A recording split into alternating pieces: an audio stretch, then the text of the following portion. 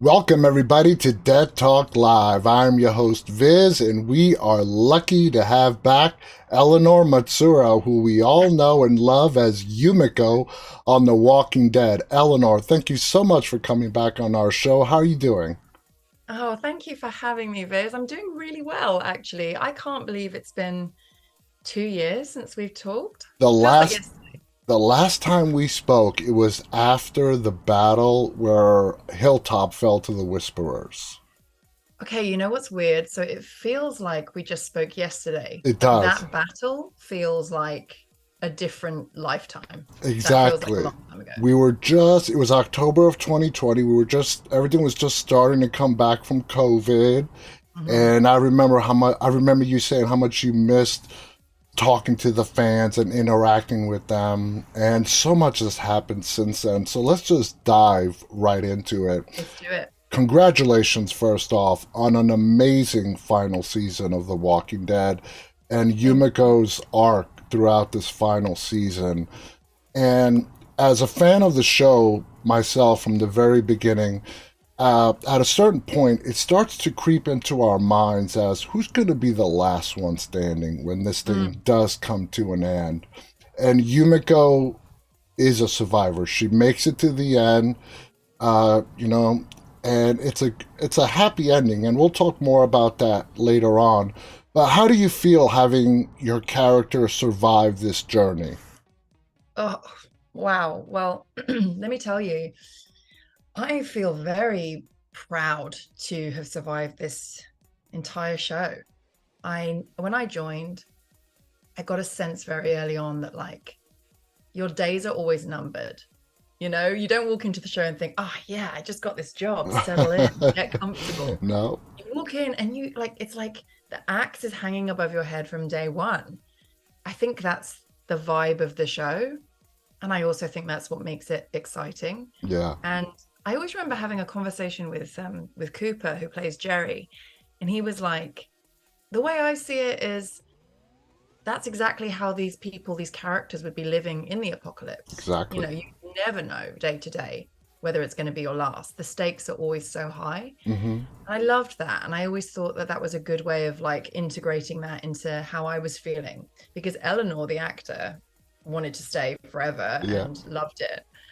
But, you know, I was very aware that you can easily Just find be booted out the go like exit door that. And that's on what this makes show. this show so great is that you don't know who's going to go.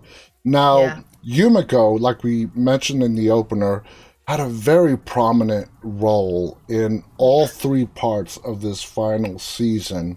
When you read her arc from 11A through 11C, what did you think about what you were going to go through and what your character was going to go through? Well, I have to be honest, I was so excited. I was so privileged to get because I knew early on that I was going to kind of inherit these storylines from the comics, which Hmm. were originally Michonne's storyline. Yes. And aside from the fact that I loved working with Denai and I thought she portrayed Michonne so beautifully, I that was only really my experience of the story. Like I never really read the comics, you Hmm. know, when we were doing the show. I found it to be too confusing. I thought it Yeah. was best just to concentrate on the scripts that we had in our hands. So I didn't know too much about the Michonne storyline, but I just got excited because I knew whatever that wasn't meant to be in store for her was going to be good.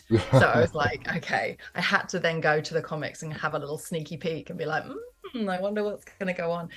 You know, so knowing that I found someone from my past, knowing that this was going to be a big pull for me to stay in the Commonwealth, like that was a big reason for us to like stay and not escape in that very first episode Hmm. that kicked off the season. I mean, these were big, huge moments to play. Like as an actor, I was just like completely thrilled, to be honest. It was so nice to take this new direction, Yeah. and just give like just have like lots of meaty scenes to do. I just yeah, it just felt really exciting. I mean, Going. as for the arc itself, you know, we only got the scripts really like week to week. So like I Yeah. would talk with Angela Kang at the beginning of the season and she'd paint kind of like a general picture of like how it's going to go. But that changes a lot, you know, Hmm. like that doesn't always go by the book because there's just too many stories and they run out of time, I Exactly. guess. So Now you I was kind of mentioned living week to week. Now you mentioned 11A, where you guys sort of broke away from the Commonwealth. You had a chance to escape, but you see a picture of your brother. Mm, And now here's Yumiko, and she's in a tough spot. She has her friends that she came there with, but now there's hope that her brother might still be alive. When you were visualizing how you were going to play this out, what is going through Yumiko's mind? She just must have been torn between finding her brother or the safety of her friends. yeah, totally. I think it's such a jarring moment for Yumiko because we know nothing really about her background. Maybe a little bit. Yeah. That's not true. We knew she was a lawyer, and we knew that she had helped Magna in the past. But aside from that, we don't know a lot of backstory about any of the characters on the show. So really, what you're seeing is characters living in the moment, Mm-hmm. playing out the day-to-day challenges, whatever that might be each week. So to see a photograph from the past, without even knowing what Yumiko's past is, you as an audience, I think you already know that that's just like opened a door of possibility, and it suddenly just blasts the story wide open, and it blasts Yes. my character wide open. So I just thought that was just such a brilliant way of ending, that scene in that episode, because you're just like, even as the audience, they have no idea that I had a brother. They don't know that, where I came from. They don't know my history with my brother or anything about it. We all can universally understand what it's like to see a missing person's poster Yeah. on the wall and recognize a face, that chilling feeling. Mm-hmm. That's not, I think, that unfamiliar for people to imagine what that must feel like. So I think also what really helped was that board where all the photos Mm-hmm. were. They put up all photos of all the crew and like people that worked on the show and at AMC. I know So they were that. like, yeah. So they were like, at first I thought, oh, that's going to be really funny, seeing like who's who on the board and whatever. But actually, these photos, seeing people that you recognize and seeing people that you work with, the way they'd styled the board to have all the old photos, they were like peeling and like, people like their photos above a sign that sort Yeah. of says, has anyone seen my mum? Or is it, it was so moving. And so it really didn't have to dig that deep for the scene in order for that moment to really hit. You know what I mean? Wow, Because that's genius. That's yeah, genius.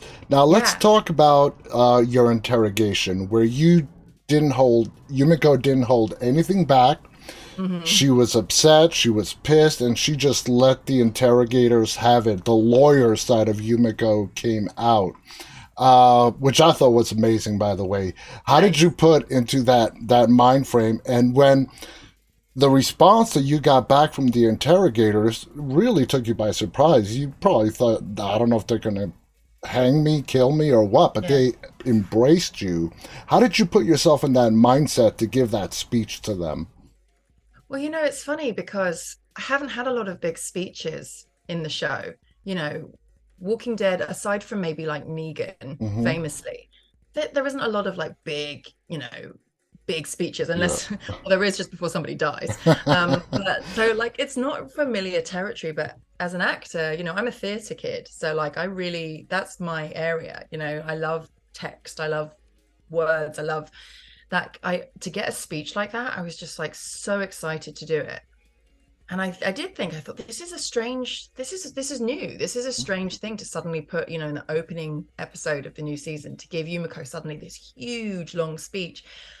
But I will say, I think it was earned. You know what I mean? Like Yeah, I think it was really well written, and I think it was an opportunity for us to see this side of Yumiko that we've never seen before. Just because I've exactly. said I'm a lawyer, everyone was someone before the apocalypse. But in this speech that they gave me, you really got a chance to see those first like inklings of like, oh, she's really good with her words, or she can really turn things around. She can really like work a Yeah. room, and all of those things that make up being a great lawyer. And we all knew that she was good at her job. So it was very clever of the writers to give me that. Absolutely. And you nailed it right there. We knew Yumiko was a fighter. Okay, Yeah. she's a great fighter, a survivor, but we saw that she's brilliant as well, and she can argue her way into what every good lawyer does.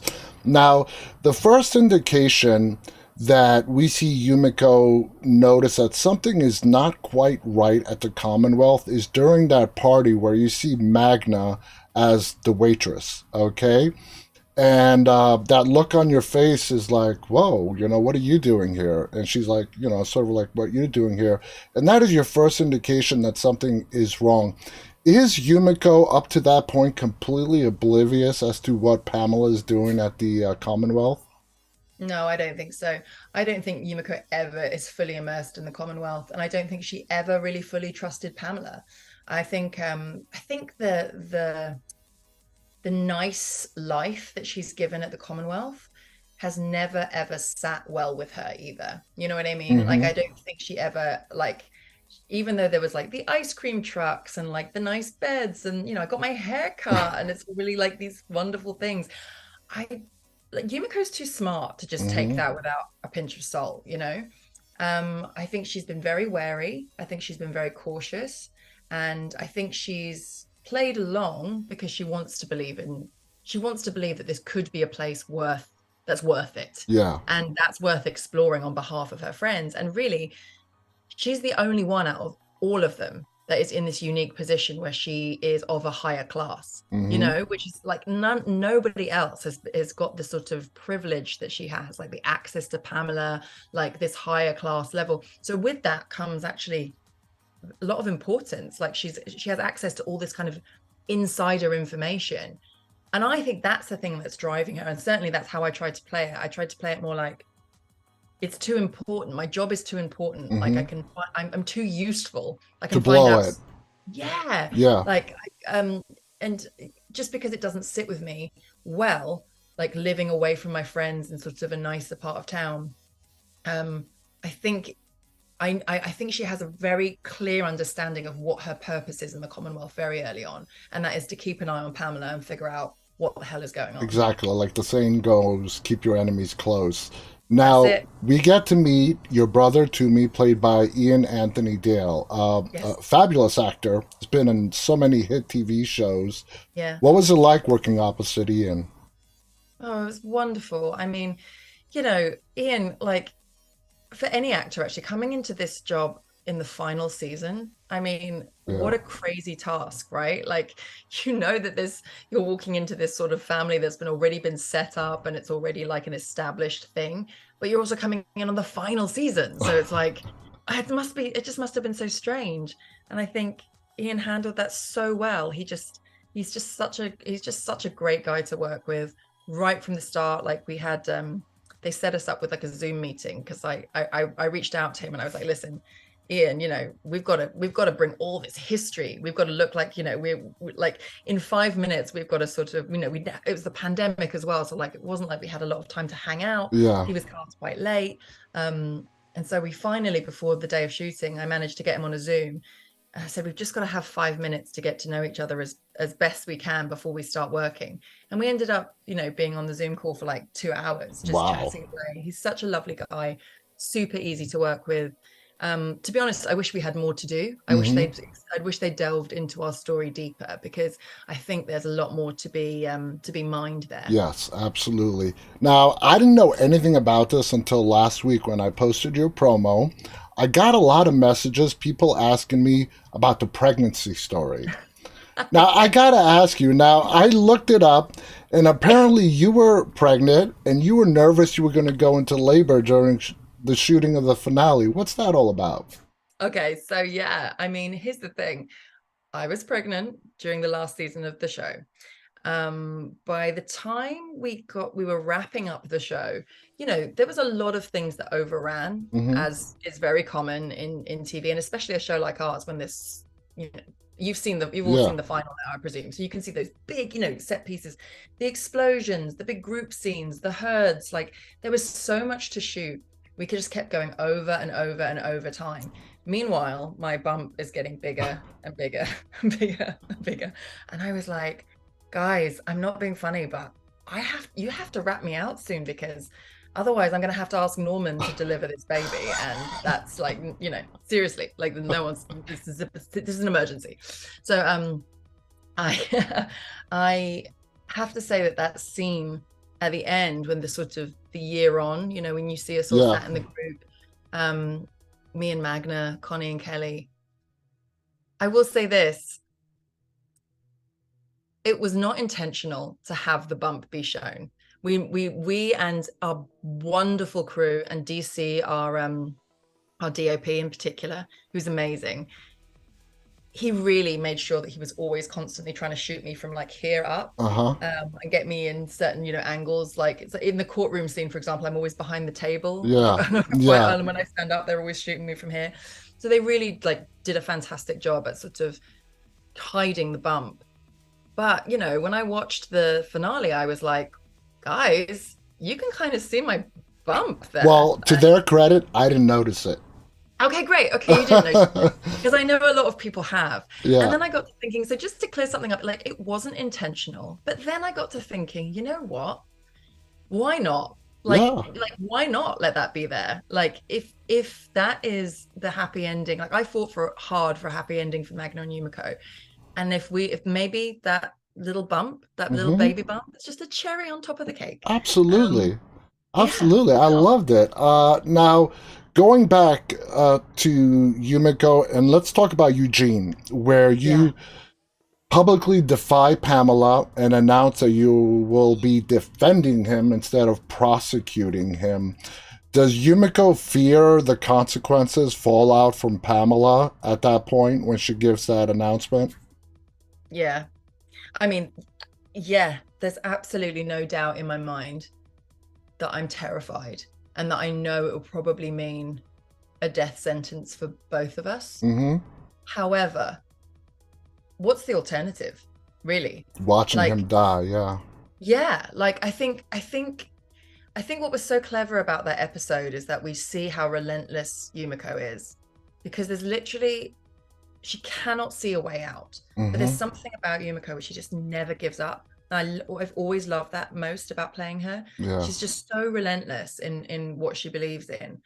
And even when it looks impossible, which it was, she was like, how am I gonna prosecute my friend? And actually, I don't know if you've heard Josh talk about this, but there was an earlier draft, um, which they'd wanted to do, where I did in fact prosecute Eugene, No, I haven't heard and that. they were going to have a whole storyline where like I was prosecuting him. Eugene decides to defend himself, and he does a pretty good job at it. And together we sort of surreptitiously like figure out like a code, whereas I let him win. Yeah, you throw the case. Totally. Oh, Like, and that would have actually been the most amazing storyline. And Josh and I were super excited about that. But again, these things, you know, best laid intentions and all yeah. that, like you just run out of time. It's just really hard in a show this massive to tie up all those ideas. And some of the things never make it onto the script. So in the end, they cut it down. And obviously you saw what you saw, which is have me defend him.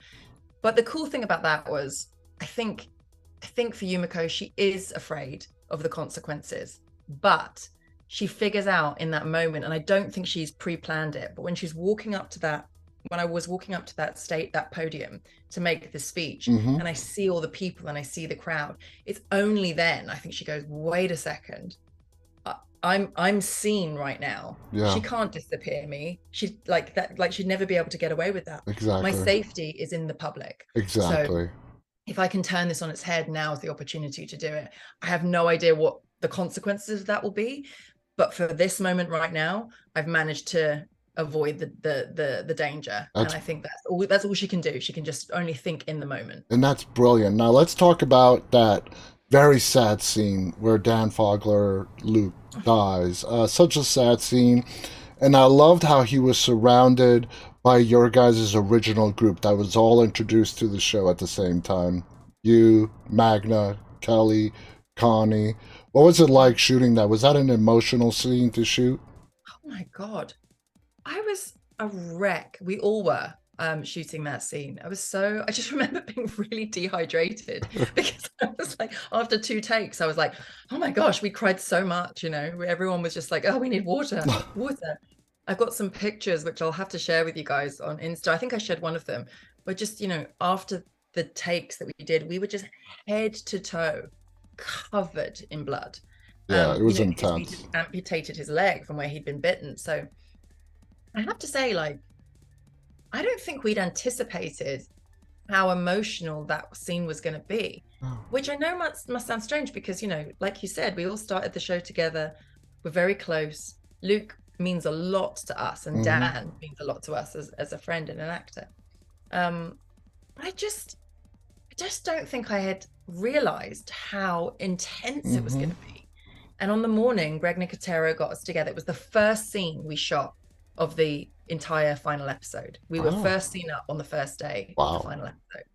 And I remember Greg called us in, the five of us, and he sat us down and he said, listen, this is the final episode of The Walking Dead. And this is the first scene we're going to film. And I want you to know that I don't want you to hold back. Like, this is what's happened. It's the war zone. You've just lost your best friend. Like, go for it. And I Wow. think having that pep talk before the scene was just so it worked. We just got into a place with it. We just got super focused, and we shot it. And after we shot this, we did a few takes of it, and we were all dehydrated and You could covered in blood. totally tell watching you. Yeah. I mean, Nadia, you guys were in tears. It was so Oh, real, and you drew the audience right in there with you. I mean, that was just so, so sad. We're almost yeah. out of time, but I do Oh want to gosh. Okay. ask you, but I love that Magna and Yumiko got a happy ending. You said you lobbied for that. Were they really wanting to go another way with that ending? I think what they wanted was for things to be realistic. And so Hmm. anytime I'd spoken to Angela about it, she said, listen, people break up, people go different ways. And it's only on TV shows that, people ride up into the sunset together, usually. Um, so she was like, so I kind of feel like, oh, they're still friends, and, they'll still fight together, and they're still like a family, Yeah. but maybe they're not together. Or the kiss, the original script that I read, like the kiss was there, but then when it cut to a year later, we were all sitting around together, and Magna actually had written that she had a new girlfriend, but we were all just sitting around happily together Yeah. drinking tea. And that was the thing that I just was like, absolutely not, ma'am. I was like, and I got on the phone immediately, and I just said to Angela, I've got to fight for this. I said, listen, I know people don't usually ride off into the sunset, but I think we've earned it. Like, Exactly. And the there's enough fans earned it as heartbreak. well. There's enough heartbreak in this final season.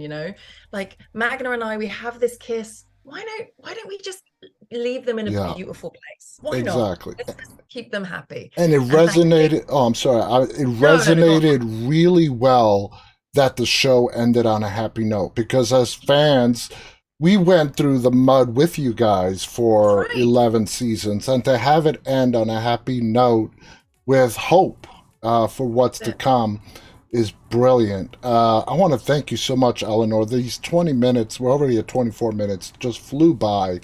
Oh, I could talk Um, to you all night. I could. and the universe is expanding. I'm not asking you, but who knows what's going to happen with Yumiko? Yumiko may pop up. She may not, but we never know, where there's always hope. We got to wait and find out. I want to thank you so much. Must have been sad during that Yeah. rap party. Angela Kang, I had her on here just before the final 8 started, and Oh, she said how sad it was and seeing all the faces come back. Again, congratulations on a brilliant season. You did thank you. fantastic. Everyone was really happy with how this show was wrapped up. Do you have any final thoughts you want to share before we go?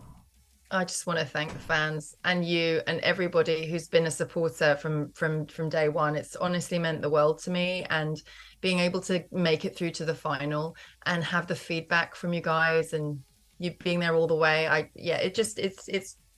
It's changed my life, and I Yeah, just want to thank you from the bottom of my heart. absolutely. And thank you for bringing us Yumika. I want to thank our audience for tuning in.